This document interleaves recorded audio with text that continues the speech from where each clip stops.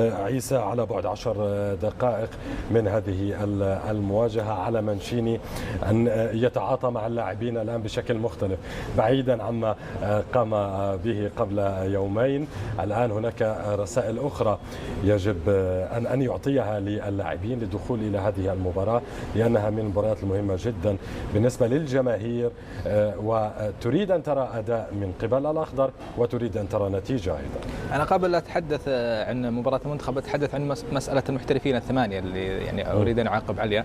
لا بالعكس، احنا الآن ترى في الدوري السعودي يوجد 54 لاعب أساسي في كل فريق 4 لاعبين سعوديين، بالتالي عندك 54 لاعب سعودي يلعب في التشكيل الأساسي، يعني أنت تحتاج منهم 23 في المنتخب، يعني راح تختار الأبرز منهم. عموما يعني الموسم القادم راح يزداد عدد المحترفين إلى 10، يعني وصراحة أنا ما كنت أتمنى يزداد إلى هذا العدد 8، أعتقد أنه كان عدد كافي، إلا إذا كان هناك خطة يعني لاحتراف اللاعب السعودي. جزء أكثر من كافي شوية عيسى. كيف؟ يعني أكثر من كافي بشوي. اي نعم أنا أقول 8 لا عدد جدا ممتاز أكثر، لكن 10 الآن الموسم القادم راح يزداد إلى 10 لاعبين.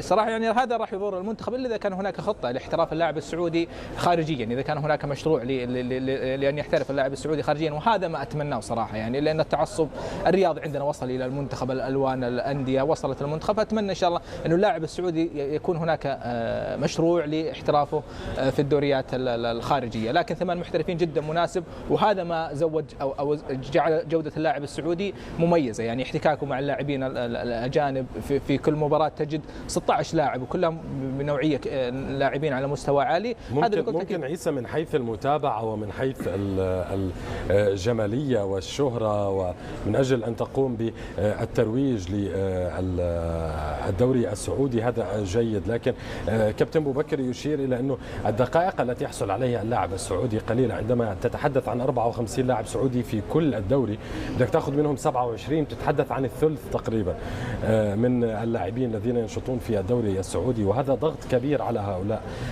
اللاعبين.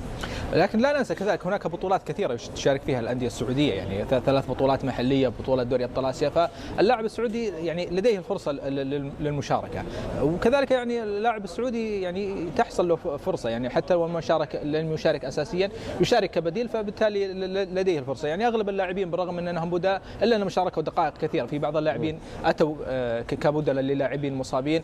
أنا أعتقد أنه هذا 8 محترفين جدا مناسب حتى الآن، ويعني ظهرت نتائجه على اللاعب السعودي، لكن أكثر من كذا أنا شخصيا كرأي شخصي أنا أعتقد أنه راح يضر المنتخب. طب بالحديث عن